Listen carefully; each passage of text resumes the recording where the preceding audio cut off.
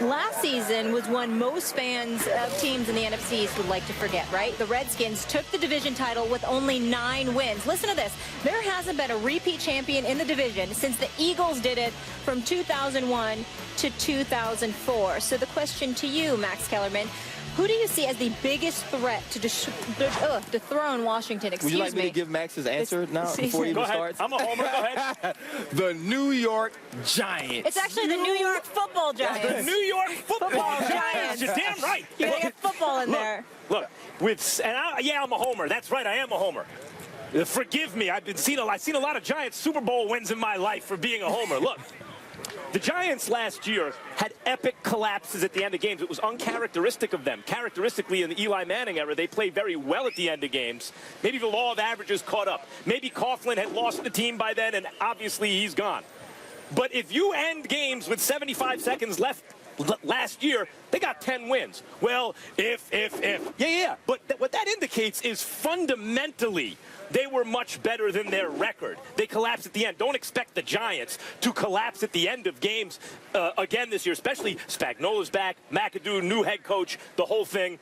Things will be different. They have invested, much like the Cowboys did, though not as severely, not as emphatically, in their offensive line in recent years. When you look at draft picks, they use Richburg and obviously Flowers recently, etc. And offensive line play takes time, to gel. They come together over time. It's a lot about communication and chemistry and everything. They have that. But here's the big thing. In a quarterback league, Eli Manning, who, by the way, according to various studies, is the most clutch quarterback in the history of postseason play in the NFL. It's according to 538.com, doing it 2 different ways.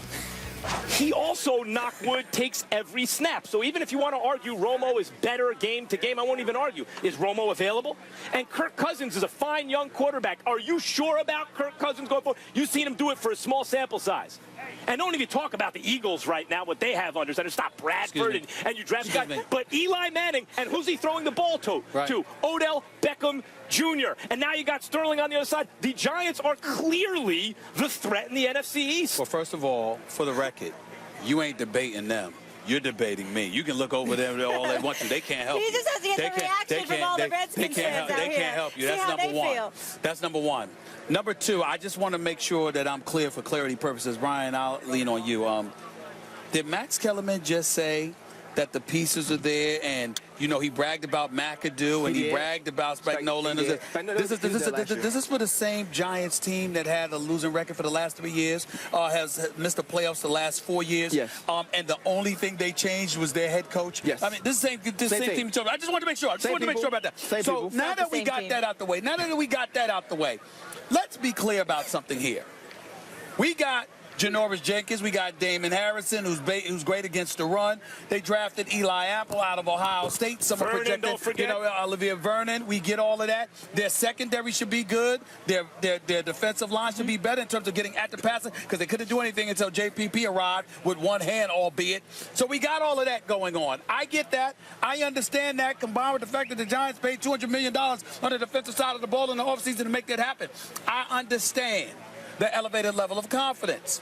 But I got to admit to you, and I'm serious about this, because it makes me sick to my stomach what I'm about to say. Oh, here we go. I am absolutely disgusted. Don't do it. Really? Don't do it. You really believe that from the bottom of your heart? I believe that the Dallas Cowboys are going to win the NFC East. I really believe that. And it was why, I don't care. Okay, let me be very clear about this.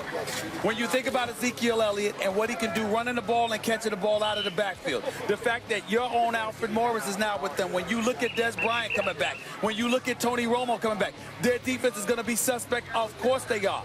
But I think that NFC East, unlike any other division, maybe outside of the AFC North, are pros at beating up on one another.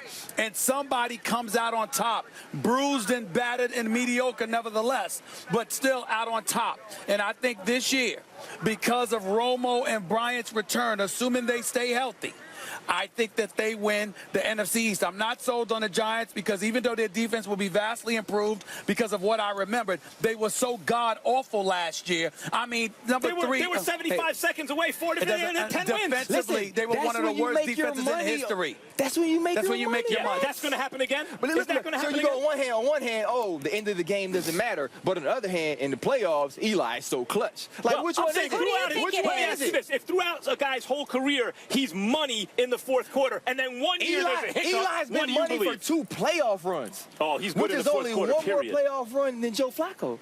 Joe Flacco's an excellent quarterback. Joe Flacco's a good quarterback. And how many good runs has Tony Romo had in the playoffs? Quarterback. Hey, listen. How many? Hey, listen. Yeah. We're not talking about the playoffs. We're talking about the regular season. Oh, okay. We're talking about this season. Can you rely on Tony Romo to make it through a season? The biggest threat to Washington is going to be Washington. It is theirs to lose. It is theirs to lose. If Kirk Cousins continues to be the Kirk Cousins we saw over the end of the season, which I believe with Jordan Reed, with Deshaun Jackson, Crowder, Pierre Garçon, he can be.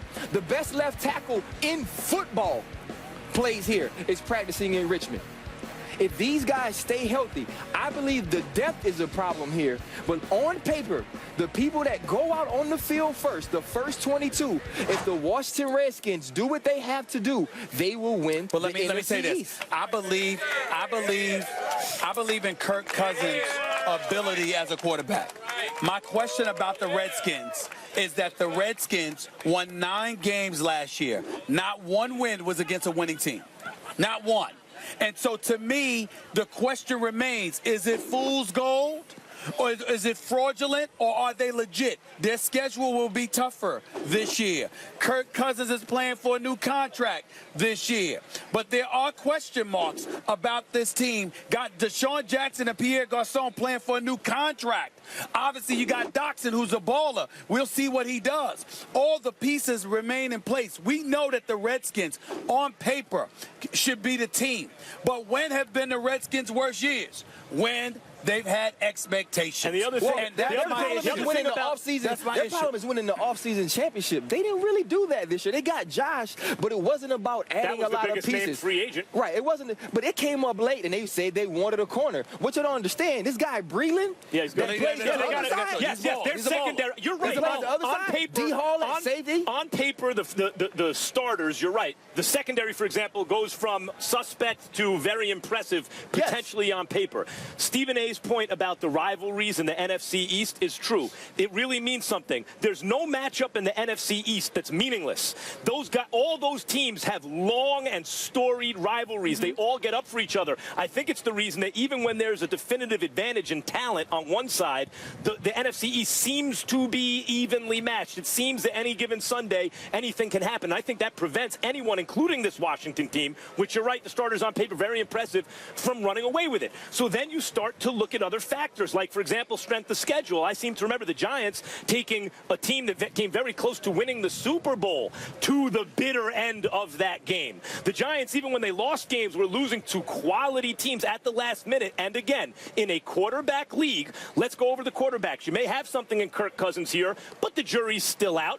Tony Romo, game to game, may be the best performer, but I do not think you can rely on him to be there every week. And Sam Bradford, come on. And then you draft the guy who you hope is going to be something eventually. Yeah. But the Giants have 2-time Super Bowl MVP. Very true. Eli Manning under center. Who's also led the league in interceptions 3 times. Yeah, that's usually. Right, so all I'm saying is I'll say that's usually, if you break it down, that's usually not always on Eli, who has a very complex at the time offense to run. And a lot of responsibility because he wasn't running routes right, and we get all of that. But the flip side, the offensive line was porous. Wait a minute, and it's still a suspect right now. It should be getting better now. Everybody here is suspect, though. That's why you go with Washington and you say they didn't have a win against winning teams because everybody in the NFC East was terrible.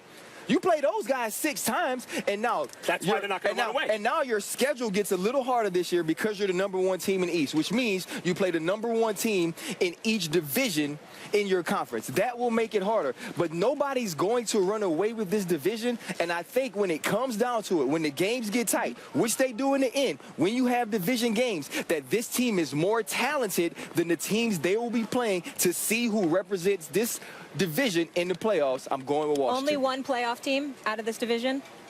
Only one. Yeah. It's Only one. I agree with that. It's only one. And I think that the Eagles will be in last place. With the Dallas Cowboys, listen, I hope I'm wrong because we know I ain't rooting for them. Yeah. But the reality is that I think Dez and Romo together make up for a lot. The Washington Redskins, to me, you know, they're unproven because of who they beat. That we got to decide whether they're fraudulent or not. And a lot of that is going to have to do with Kirk Cousins because I have no doubt about a healthy Deshaun Jackson and a Pierre Garçon and a Doxson and Jordan Reed is a stud. He's a stud. I love Jordan Reed. We'll see what happens. But it remains to be seen because the Redskins are one of those teams who have been allergic to prosperity in terms of expectation. I got to see them now that they don't get to sneak up on you and you know they're coming, what they're going to do. By the way, you keep talking about Deshaun Jackson and Kirk Cousins. That's a tremendous combination. No one can get behind the defense. Like he puts one move on you, Deshaun Jackson's gone. But actually, the best, most reliable quarterback in the league who won 2 Super Bowls, Eli. The best receiver in the division is Odell Beckham. He's better than Dez, and he's better than Deshaun Jackson, and he's better than anyone on the Eagles, and he's the best. So in a vertical passing league, you have the best home run threat on a team that's been there and done that. And just like the Cowboys' offensive line kind of snuck up on people, all of a sudden it's like that was a liability. Damn, they kept drafting top of the draft with offensive linemen. They're pretty good. One of these years, and it could be this one, the resources the Giants have put in the draft to the O-line is going to pay dividends. I feel you that sounds very, very emotional. It's beautiful. I'm very touched. But I will tell you that it says something to me that despite the $200 million that they paid for the defensive side of the ball, improving their defensive line, improving their secondary, drafting Eli Apple as well, which I hope is going to work out well for them, it says something to me that the Giants' #1 offseason priority was keeping a one-armed bandit in JPP, Jason Pierre-Paul. That was what they said their #1 priority was. That was their #1 priority. He had a great season. Listen, he was had a damn good season. Look, I like JPP. I think it says something. He's going to crush it this year. Yeah, I just have one thing to say in conclusion. I think you'll agree. Big Blue! Yeah, go Big Blue. Oh, my goodness. All right, this is how Vegas sees it, in case you want to know. Giants and Cowboys tied to win the division, followed by the Redskins in the Philly. Not corny, go Big Blue.